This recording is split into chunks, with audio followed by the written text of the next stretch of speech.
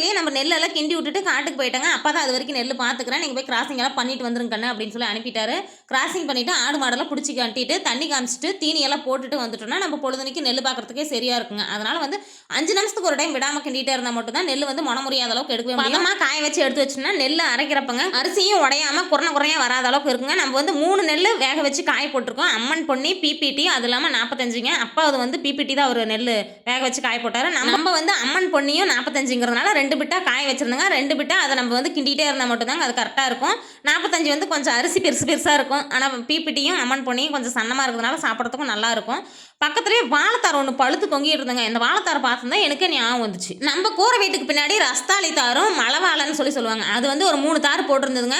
ஒரே ஒரு பூ மட்டும் தான் கீழே இருந்தது, மீதெல்லாம் மேலே இருந்ததுனால எட்டவே இல்லை. சரி தம்பி வர சொல்லி நாளைக்கு ஒடிச்சிக்கலான்னு சொல்லி இன்றைக்கி அவசரத்துக்கு மட்டும் ஒரே ஒரு பூ மட்டும் ஒடிச்சு அதை பொரியல் பண்ணி ரசம் வச்சுட்டா போதும்னு சொல்லி நினச்சிட்டு இருந்தேன். சின்ன தம்பி வேற பசிக்குதுன்னு சொல்லி சொன்னாங்க. ஏதாவது ஒரு வேலை சமயத்தில் தாங்க இப்படி நடக்கும். நேரத்தில் சாப்பாடு செய்கிறப்பெல்லாம் யாருமே சாப்பிட மாட்டாங்க. நம்ம என்னைக்கு லேட்டாக செய்கிறோமோ அன்னைக்கு தான் அவங்களுக்கு நேரத்துலேயே பசி எடுத்துக்கும்.